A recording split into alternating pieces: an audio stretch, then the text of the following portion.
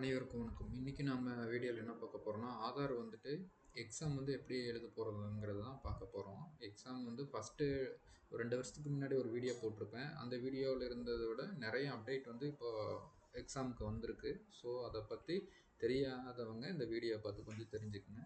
நம்மள வந்து 2 tape open பண்ண போறோம். கூகுள்ல போயிட்டு அ NSCIT உடாய் NSCIT exam dot com சொல்லிட்டு அதுவும் ப்ளஸ் வந்துட்டு மை ஆதார்னு சொல்லிட்டு அந்த வெப்சைட்டும் ஓப்பன் பண்ணிக்கிறோம். இப்போ மை ஆதார்க்குள்ள லாகின் பண்ணிக்கலாம்.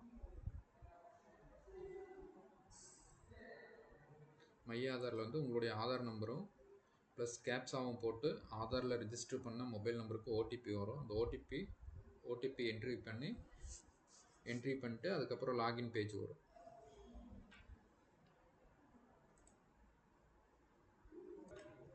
இந்த லாகின் பேஜில் வந்துட்டு இது மாதிரி ஒரு டேஷ்போர்டு நம்மளுக்கு ஆதாரில் கொடுத்துருவாங்க.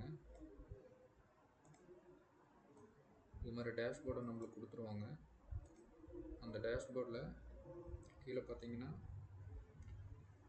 ஆஃப்லைன் இகேஒய்சின்னு இருக்கும். அதையும் வந்துட்டு கிளிக் பண்ணிட்டு அதுக்கப்புறம் பார்த்தீங்கன்னா ஒரு 4 நம்பர் வந்துட்டு உங்களுக்கு பிடிச்ச நம்பரோ இல்லை உங்களுக்கு ஞாபகத்தில் இருக்கிற ஒரு 4 நம்பரை என்ட்ரி பண்ணிட்டு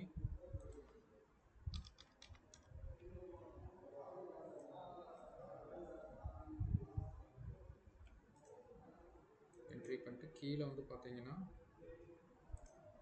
டவுன்லோட்ஸ்ன்னு இருக்குல்ல, இந்த டவுன்லோட்ஸ் கொடுத்தீங்கன்னா ஒரு ஃபைல் வந்துட்டு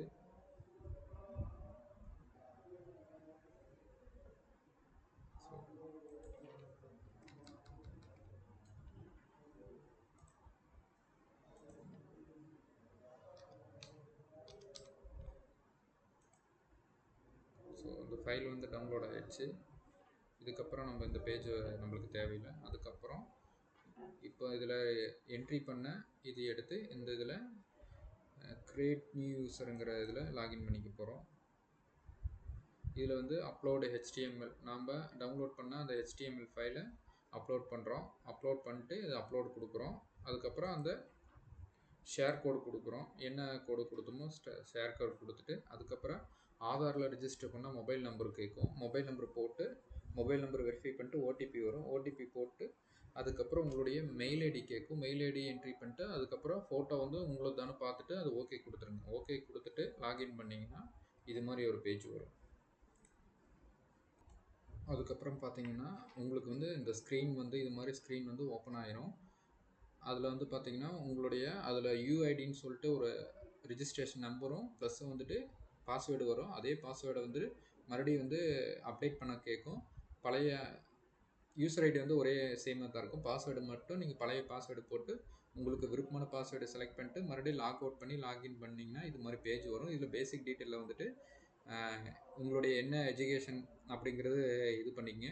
மேக்ஸிமம் இந்த எஜுகேஷனில் வந்துட்டு நீங்கள் 12th பேசிக் மினிமம் வந்து 12th மேக்ஸிமம் எவ்வளோ வேணால் இருக்கலாம். ஸோ அதனால் மினிமம் 12th படிச்சிருந்தால் மட்டும்தான் இந்த ஆதார் எக்ஸாம் வந்து எழுத முடியும். அதுக்கப்புறம் வந்துட்டு எக்ஸாம் லெவல் ஆஃப் எக்ஸாம் வந்து இசிஎம்பி ஆப்ரேட்டர் அண்டு சூப்பர்வைசருங்கிறது வந்து கிளிக் பண்ணிக்கங்க. லாங்குவேஜ் வந்து உங்களுக்கு என்ன லாங்குவேஜோ தமிழா இல்லை இங்கிலீஷோ அதையும் வந்து கிளிக் பண்ணிக்கோங்க. அதுக்கப்புறம் வந்து செலக்ட் யுவர் என்ரோல்மெண்ட் ஏஜென்சி கோடு.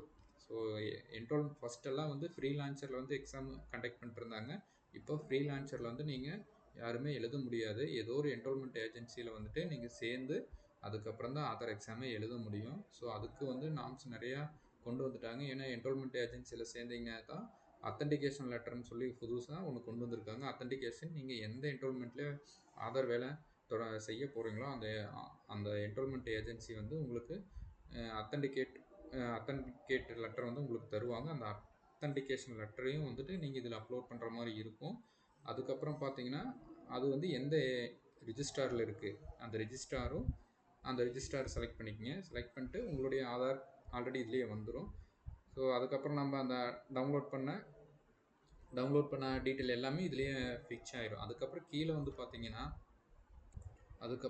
பார்த்தீங்கன்னா எல்எம்எஸ் சர்டிஃபிகேட் டீட்டெயில்னு இருக்கும். ஸோ இதுக்கு வந்து எல்எம்எஸ்ன்னு சொல்லிட்டு உங்கள் எந்த என்ரோல்மெண்ட் ஏஜென்சியில் உங்களுக்கு வந்து ஜாப்புக்கு எடுக்கிறாங்களோ அவங்க வந்து எல்எம்எஸ் சர்டிஃபிகேட்னு சொல்லிட்டு அது ஒரு சர்டிஃபிகேட் வந்து நீங்கள் எழுதணும். அதில் எழுதி பாஸ் பண்ணிங்கன்னா மட்டும்தான் ஆதார் எக்ஸாமுக்குள்ளேயே வர முடியும். அதில் வந்து மேக்ஸிமம் வந்து 20 மார்க் இருக்கும். 20க்கு நீங்கள் எவ்வளோ எடுக்கிறீங்க அப்படின்னு சொல்லிட்டு அதுலேயே பாசிங் வந்துட்டு வந்துடும். 20க்கு வந்து எவ்வளோ அப்படிங்கிறது வந்து பாசிங் மார்க் 17 அந்த சம்திங் இருக்கும். அது அந்த எல்எம்எஸ் சர்டிஃபிகேட் இருந்தால் தான் நீங்கள் ஆதாருடைய என்எஸ்சி ஐடி எக்ஸாம் வந்து எழுதவே முடியும். அப்படி இல்லை எல்எம்எஸ்சில் ஃபெயில் ஆகிட்டிங்கன்னா ஆதாரில் வந்து எக்ஸாமே எழுத முடியாது. ஸோ இதுக்கப்புறம் வந்து பார்த்தோம்னா எல்எம்எஸ் சர்டிஃபிகேட் ஒன்று கொடுப்பாங்க. அது வந்து எந்த டேட்டில் பாஸ் பண்ணீங்க அப்படிங்கிறத டீட்டெயிலும் நீங்கள் என்ட்ரி பண்ணணும். இப்போ எல்எம்எஸ் சர்டிஃபிகேட் எப்படி இருக்குங்கிறத நான் உங்களுக்கு காட்டுறேன். இந்த இது பாருங்கள், இதுதான் எல்எம்எஸ் சர்டிஃபிகேட்டு. இந்த எல்எம்எஸ் சர்டிஃபிகேட்டில் பாஸ் பண்ணிங்கன்னா மட்டும்தான் எந்த என்ரோல்மெண்ட் ஏஜென்சியில் பாஸ் பண்ணுறீங்களோ அந்த டீட்டெயில் வந்துட்டு நீங்கள் அதில் கொடுத்துட்டு அதுக்கப்புறம் இந்த சர்டிஃபிகேட்டை அப்லோட் பண்ணுற மாதிரி ஆகும். அதில் வந்து உங்கள் பேர் வந்துடும். செக்யூரிட்டி பர்பஸ்னால பேர் வந்து ஹைட் பண்ணியிருக்கு. அதே மாதிரி இந்த இடத்துல வந்துட்டு உங்களுடைய எல்எம்எஸ் உடைய சர்டிஃபிகேட் நம்பர் வரும். இதை காப்பி பண்ணி அதில் பேஸ்ட் பண்ணிக்கலாம். அதே மாதிரி டேட் வந்து இஷ்யூ டேட் வந்துட்டு இந்த டேட் எடுத்து நீங்கள் அதில் என்ட்ரி பண்ணுற மாதிரி இருக்கும். அப்புறம் இந்த பேஜில் பாருங்கள், இதில் வந்துட்டு ரிஜிஸ்ட்ரேஷன் முடிஞ்சதுக்கப்புறம் பேமெண்ட்டுங்கிற பேஜ் வந்துடும். அந்த பேமெண்ட்டில் போயிட்டு உங்களுக்கு உண்டான பேமெண்ட் வந்து கட்டிக்கலாம். ஸோ இதுக்கு முன்னாடி என்னென்ன அப்லோட் பண்ணணும்னா, அந்த என்ரோல்மெண்ட் ஏஜென்சி வந்துட்டு உங்களுக்கு வந்து அத்தன்டிகேஷன் லெட்டர் அப்லோட் பண்ணணும். அதுக்கப்புறம் எல்எம்எஸ் சர்டிஃபிகேட் அப்லோட் பண்ணணும்.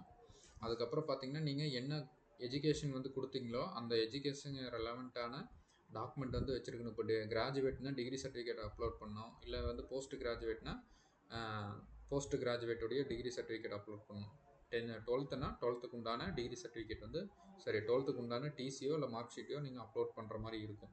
சரிங்களா? அதெல்லாம் அப்லோட் பண்ணதுக்கு அப்புறம் தான் நம்ம பேமெண்ட்டே வந்து கட்ட முடியும். ஸோ இதை பார்த்துக்குங்க.